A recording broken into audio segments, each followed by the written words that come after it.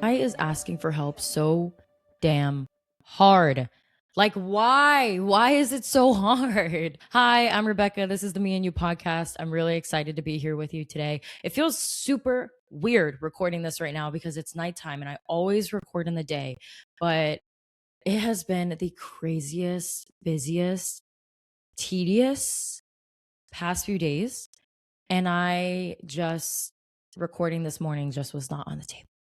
For all the errands that I had to run, it was not on the table. But I knew that I needed to get up. I still needed to make this happen. I needed to commit to this for myself and hopefully for you. And yeah, so proud of myself for still showing up, I guess. But it feels super weird. And like I'm gonna watch the sun go down as I'm doing this, and that just feels so bizarre. And I also feel like I look like an oily mess because one, it's the end of the day, so my makeup is done. Girl, she's been through a workout class. Like she is done. But also, the lighting, I feel like, is definitely not helping with the oiliness. At this point, like I just need to get this done so I don't give a fucks. So anyway, hi, this is a safe place on the internet for all things personal evolution and self-reflection and compassionate community. And I'm so excited that you're here.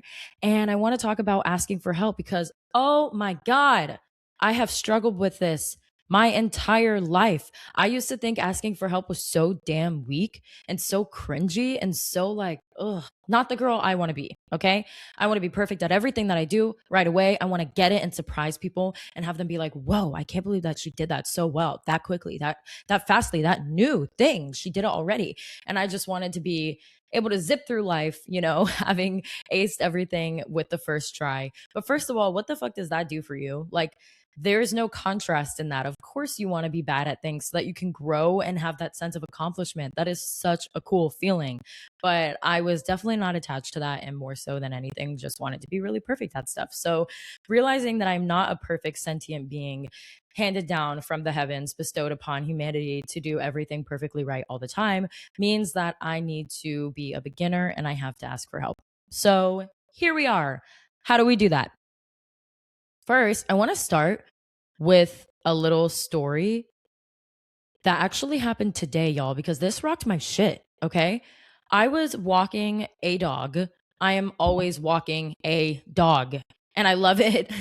But holy fuck, I am always walking a dog. But anyway, walking one of my dogadoos, and I see this girl that like looks kind of in distress, but I mean, girl, if you stopped every time you saw me in distress, anybody would be stopping at any given time. So I was minding my business. I was like, listen, I've cried over by the water my fair share of times, so I'm going to let her have her thing. And then I kept walking, and then I was ready to go back inside, and I saw her again. And then I saw her with what I presume was her man's, and they were fighting bad, like bad, capital BAD, bad. And it was really scary. So I felt like I couldn't walk away. So I stayed just kind of like discreetly continuing to walk the dog, like relatively nearby. They were across the street and up the way a little bit, but I had good eyes on them, and I could hear everything that they were saying because they were screaming at each other on the side of the road. It was really unsettling me. I didn't know where it was going to go. I couldn't tell if hands were going to be raised. And if so, I didn't want to leave in case that were to happen. I also didn't want to call the police. I don't want to agitate or overthrow, like just insert myself in a situation when I don't know enough about it. And I don't want to like ruin somebody's fucking day or God forbid life by having a bad police interaction that could be harmful for them or fatal even, and especially if they're people of color. It's just something that I think about. I'm very conscious of, am I going to call the police on people of color? I was more so just like sticking around. Another woman who was also walking a dog saw the altercation, so she was sticking around too, and we were just kind of watching. And it was really ugly. Like there was some ugly things being said, and I called out from across the street because it was crossing my threshold. Like he's like swearing at her, calling her like a fucking dumb whore, like a lying slut, like all this stuff. She's screaming at him too, but I really wasn't liking the language she was using towards her. It was really intense. And I was like, okay, if they're fighting like this on a street corner, where is this going behind closed doors? So I called out to them and I was just like, hey guys, hey. hey, are we good? And I know that you're like, well, obviously they're not good, girl. Like, why would you call out to them like that? But I was nervous that if I called out to her and asked her if she was okay, that it would piss him off and make him more agitated towards her for seeming like this is a big deal or something. Like because I don't know, I was noticing some gaslighting happening. I don't know the full situation. So, of course, I didn't want to superimpose myself, but I was feeling like some weird things were going on. So I called out to them, and they ignored me.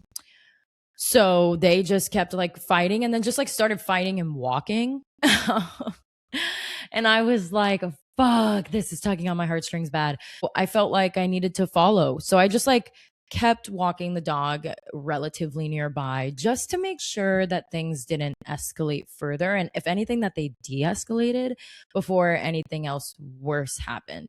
And got me thinking about asking for help because I wish that we lived in a world where that girl felt more comfortable asking for help from me, a random stranger, or the other woman that was watching too, or any of the cars that were driving by and cracking their neck to look. There was a lot of worry, but there's such a fear and a stigma around asking for help because it feels like an admittance of defeat when obviously it's I think actually what I've come to realize is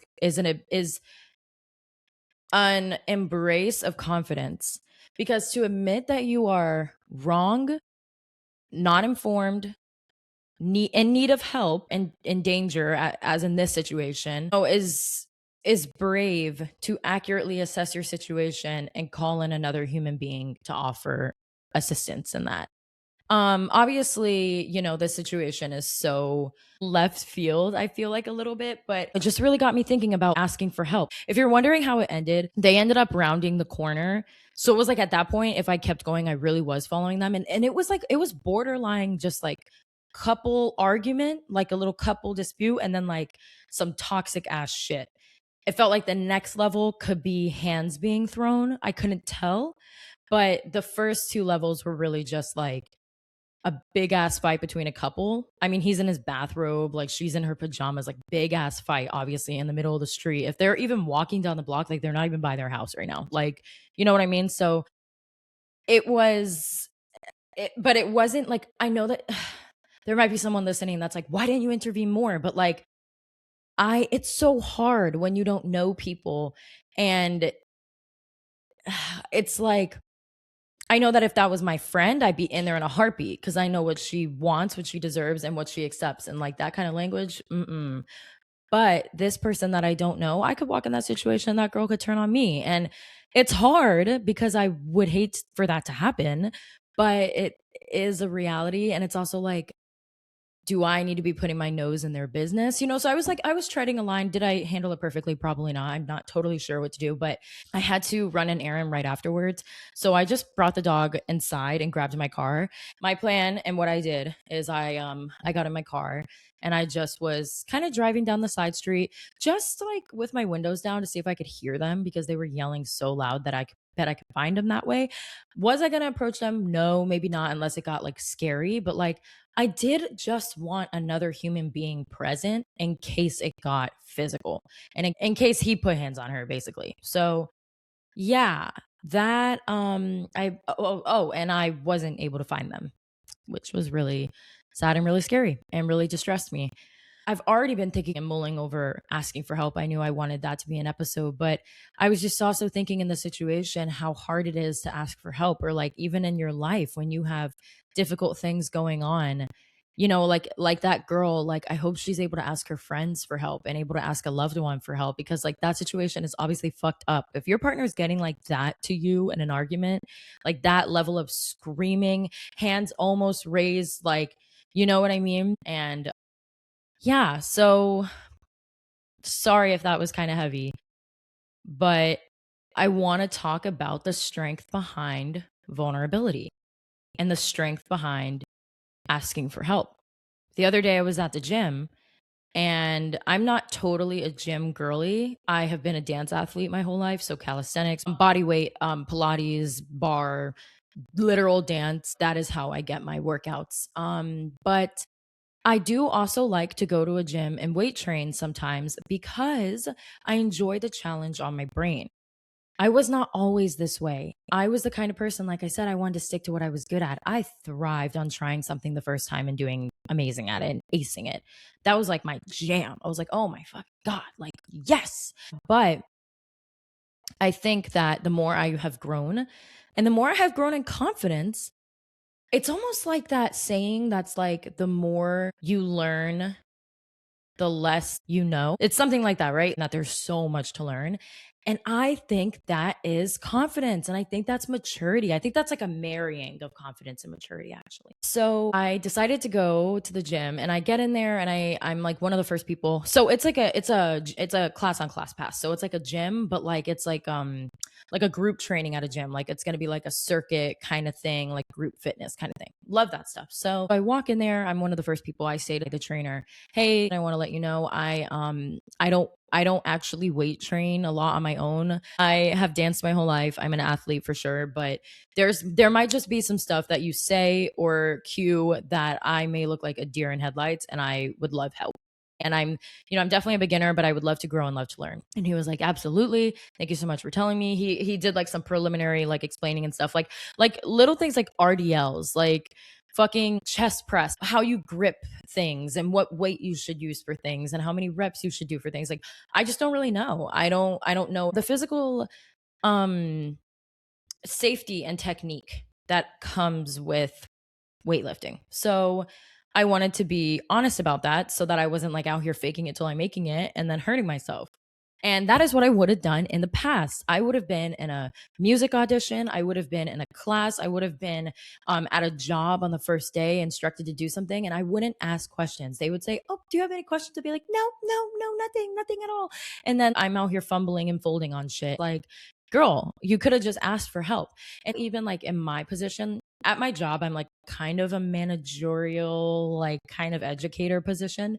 So when I train new people, I love when they're honest about the help that they need. It makes me confident in their ability because there's nothing worse than someone who thinks that they've got something and they're out here fucking it up. And they're fucking it up not only for them, but for everyone.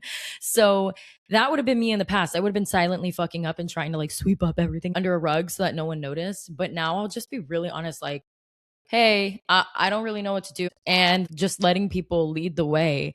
And I think that is a sign of confidence. And I can tell, or at least I hope, that the instructor honestly appreciated that, like, appreciated me just being like, hey, I don't totally know what I'm doing. I would love extra help throughout this, or just like a little bit more thorough explanation, and that I'm committed to learning. And that makes me as an educator respect people more. I trust people more who can admit to their weaknesses. And this is actually a conversation I want to have in the future. Is people pleasing making you unreliable? And I've like hesitated on that though, because it almost feels like an attack a little bit. So I'm like, should I like change the title to that? But I heard Glennon Doyle say it one time in a We Can Do Hard Things podcast where she talked about how people who people please, she has a hard time trusting them because they tend to lie about their capacity out of a hope of alleviating some kind of pressure on you, whether that's a pressure for plans, a pressure for chores, a pressure for tasks, or whatever. And they aren't honest about what they want in that, and then they end up forming resentment, or they end up not being able to complete the task as thoroughly as they could have had they been honest about their capacity, if that makes sense. When I heard her say that, I really resonated. And I feel that for people I know that people please, I'm almost always questioning their yeses. When they say no, I'm like, okay, this is a no. This is a big thing. But when they say yes, I'm like, do you really want to do that? Or are you just saying that? I can't really tell. Also, when you're vulnerable, it deepens your connection with other people. We are all humans here. I used to think the same thing when I was in auditions regularly. There feels like such a divide between you and people who are granting you access into something you want. So let's say you're auditioning or you're trying out for something or you're applying for something. And it feels like the person on the other side of that table is in a different realm than you and you guys can't harmonize or like sync up. And the person on the other side of the table is a human too, with a beating heart, and they've had their own successes and failures. I actually think, and I feel like we're pivoting this way as a generation, and I hope that the other generations that follow continue to pivot in this way. But I actually think that, oh God, I just lost my train of thought. Emotional intelligence is just as important in an interview, for say, than the actual skill that you have. Because emotional intelligence is your ability to read your emotions and the emotions of other people and act accordingly, and tailor your actions and responses and engagements with that in mind. And it's not like playing to somebody's heartstrings or something, or like telling them a sob story. It's more so like being thoroughly and authentically yourself. And I think that when you are thoroughly and authentically yourself, people see a part of them in you. Like you're able, like it's almost like your vibration like opens up, or your frequency. I'm not really sure what it is. And there's an understanding of like, we've both been beginners here. And there's a little lightness to that. This can be a little funny because people are feeding off of your energy all the time, right? You just used to view the person on the other side of the table as like eons away from me, when it's like we all have our own struggle and we're all crying to our pillow at some point in time. And you can utilize that to gain a sense of authentic closeness with other people. Essentially, what I'm getting at is like understanding that part of winning people over, part of being close with other people, and most importantly, part of being close with yourself is asking for help, because it's a very honest and thorough act to say, I have no idea what I'm doing and I need help. I respect people so much who are brave enough to admit their faults. So, yeah, thank you for being with me. Thank you for being here. The state of the world is absolute chaos. Please take care of yourself. If you're not an American listening to this, please pray for us, bro. Like, this is actually nuts. It's unbelievable, and it consumes like all of my heart and mind all the time. It's literally crazy. But like I said, I've said this in the past. I refuse to be defeated, and I refuse to feel like there is nothing we can do. And I think it's an act of rebellion to connect, to coalesce, to be true to ourselves, and to be true with other people. And we can at least start there. So, all right. Thank you, thank you, thank you. Have a beautiful, gorgeous, magnificent week. I will talk to you next time. Oh, if you made it this far, I did start a newsletter, and I will put it in the link in my bio. It's free to submit your email to and just get bi-weekly newsletters from me on some of the highlights that we talk about in these episodes and some other stuff.